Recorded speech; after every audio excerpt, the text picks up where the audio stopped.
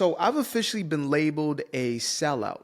And truth be told, I'm not only okay with this, I am actually I'm honored by it at this point. You know, it's kind of like when somebody says, "Oh, you talk white or you act white." If you are a somewhat decent civilized person, you know that that is a compliment. Because what they're meaning is that you are either not acting in a ratchet or ghetto way, which is unfortunate because, again, the person who says you're acting white when you are acting in a positive way is then saying inadvertently that to act black means to act in a dysfunctional way.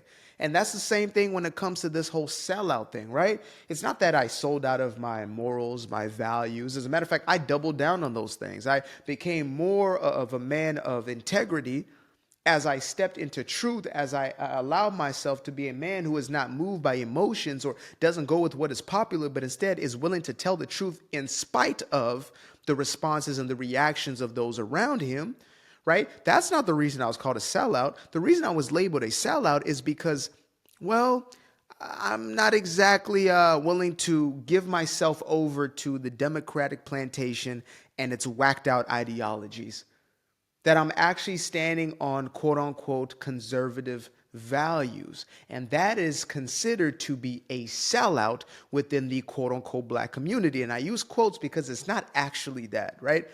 There is no real black community. There are communities that happen to have, let's say individuals who would consider themselves as African Americans. But what makes for a community? I say shared values, right? Unless you're saying a little neighborhood or something like that. But when you're talking about a group of people who familiarize themselves with one another, for me, I don't base it off of race. I've matured out of that sort of mentality. I have. And some people think, oh, well, there's no such thing as, a colorblind society. No, there isn't.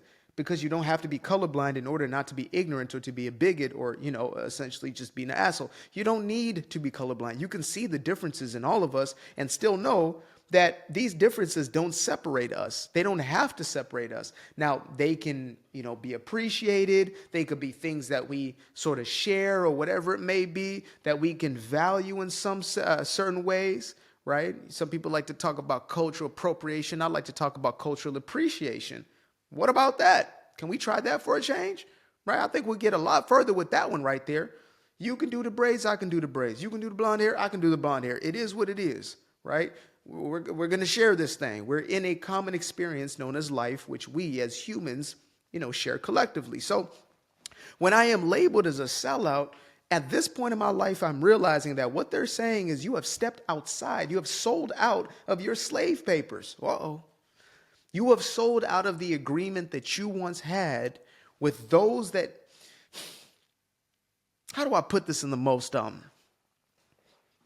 do I put this in the most gentle way? You have sold out of the contract that you had with those who are conditioned and programmed into a belief system that divides and conquers.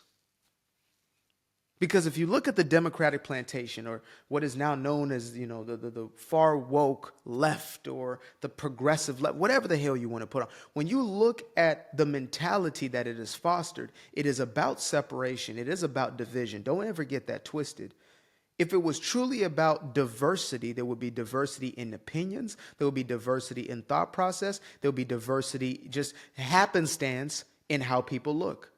Me and my girl love to watch movies from the 90s, 2000s, whatever it is, before Hollywood got so damn woke. And you see that there were people getting roles as, like Big Fat Liar. I know it's a kiddie movie. We like the movies too. You understand me? We do us. So we watch a movie like Big Fat Liar.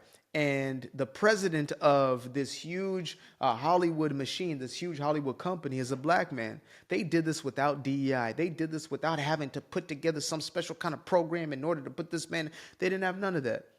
Now you have movies with zero transformers because nobody was thinking, oh, I need to create this perception in order to push an agenda. No, they just said, how do I write the funniest movie? How do I make a movie that's going to be, mass appeal? How do I make a movie that's going to hit the sensitivities? Or a movie like Whiplash. Nobody thought to themselves, oh man, Whiplash, why weren't there more, main characters of color? Why weren't there more women who are included? Because it's a story about this, psychomaniac instructor and his codependent, brilliant, hardworking student. That's what the movie is actually about.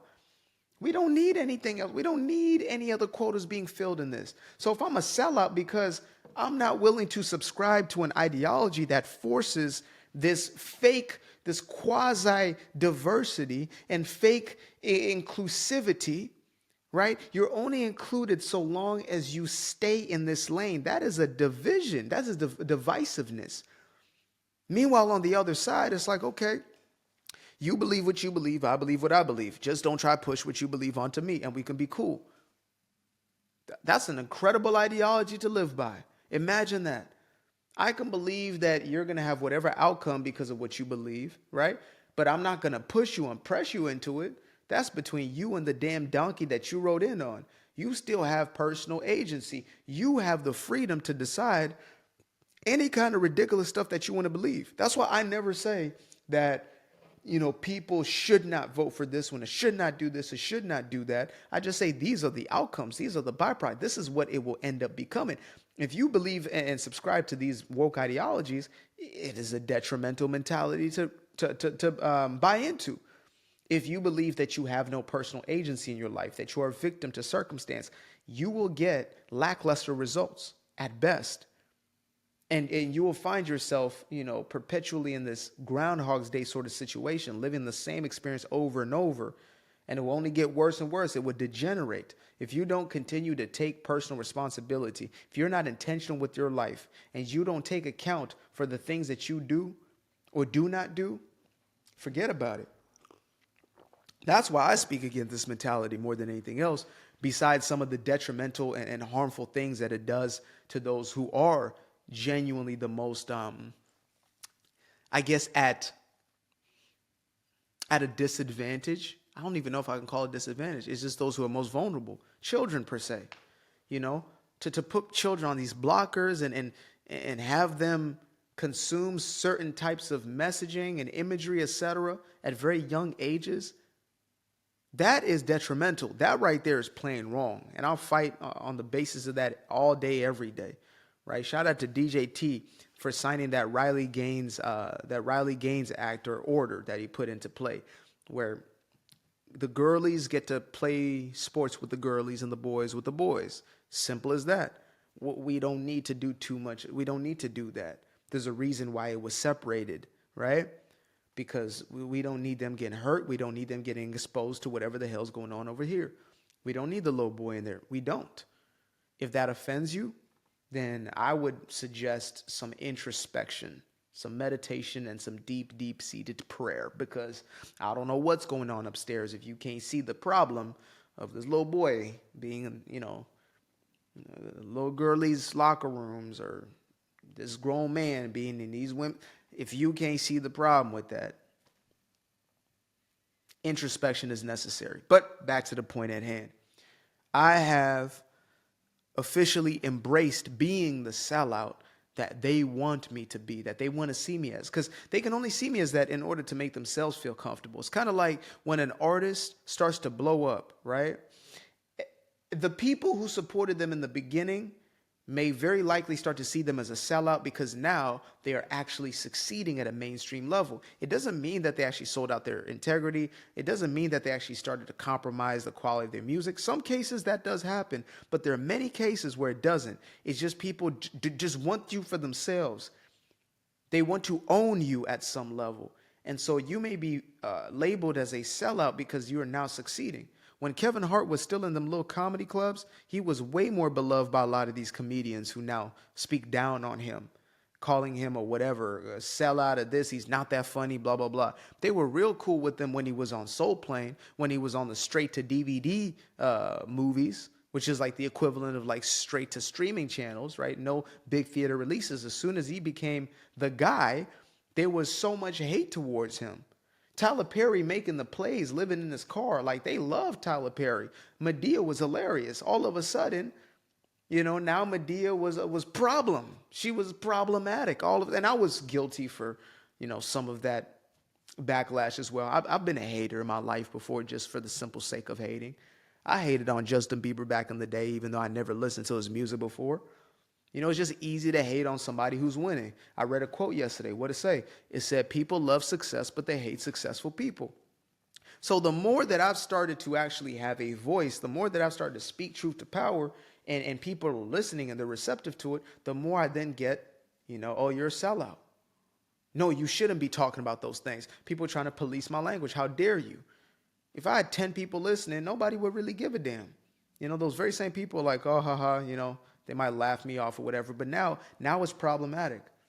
Now it's problematic. They didn't give a damn about my opinion before, but they give a damn now because it's having some level of impact and influence. And they want to keep them slaves on that damn Democratic plantation. They're not willing to part ways with their own dogma, with their own cult-like ideologies. And so they want to keep everybody else in it in order for them to keep them, in order for those people to keep them comfortable. That's what people do with you. We're going to get into a little psychology 101. That's what the whole projection aspect is. Why is it that when you start to succeed, people around you that you thought loved you, cared about you so much, all of a sudden start to switch up on you? What's that about? Because you are now reflecting an aspect within them that they're not expressing. And so they look to shut you down in order to stop that part of them from being exposed. If they have a deep-seated insecurity and they see you, like if somebody has an insecurity about money, they don't think that they're worthy, they're valuable enough, they will never make, a substantial amount of money, and they start seeing you as their brother, sister, whoever, start to make a significant amount of money, there very well could just be a deep-seated jealousy that comes from that. They could see you as the problem. You're the reason why they feel so. You are the enemy. Because that's how they look at all the other rich people, right? Those rich bastards over there. They're never dogging on somebody who got less than them. They might laugh at them, but they're never seeing them as the problem. It's always somebody who's in a position that they want to be in. So when somebody labels me a sellout, I know there's so many dynamics playing out. There's jealousy, there's envy, there's all types of stuff. But there's also that fear of being exposed. Because if this guy continues to speak on things that are the truth, but I don't hear, if they're not the truth, you would not care if I'm saying them or not. If they were so ridiculous and so stupid, you would just laugh. When I hear things that are ridiculous and stupid on a daily basis, I'll laugh. That's why there are few people who actually bring up in name. Like I'll make a video about them. Van Jones, you got a video. Al Sharpton, because I'm exposing the hypocrisy within an individual and then the mass effect that then has. And then the underlying messages of that, right? But I'm never going to get at you because I see you winning and I want to bring you down. It's never going to be on the basis of that. If I see you winning and succeeding, even if I don't like you, I'm at least going to say, you know what? You're doing what you're doing. You're doing you. I think your ideas are silly. I think the thing that you create is definitely not for me.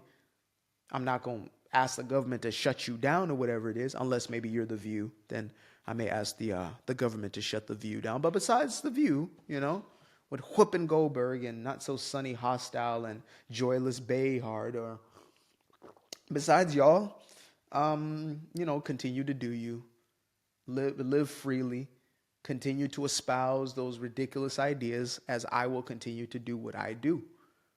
I will continue to be a sellout. I will sell out of the agreement that we once had in order for me to keep you comfortable, in order for me to continue to perpetuate the very same dysfunctional ways of being. I sell out of that 100%. I'm out of my contract. Finito. I used to be afraid of the dark, place unknown like a heart in their heart. I used to see my life in the bar. Now the kids unchained, every shackle is lost. 2 steps in the moonlight, 2-step in the daytime. You just know when it feel right. You got a feeling the time's not. See you through those shades that I just threw on. Through my lenses, you just can't do no wrong. I fell in love with myself again. fell in love with myself. I fell in love with the sunshine. I fell in love with the light. I fell in love with the full moon. I fell in love with the night. I can see the light again. I can see the light. You can see the life in him illuminate the night. I know the time is taking. A 365, that's a full rotation. I see you looking up, you know them constellations. Constantly gazing like house of praises, you get to praising.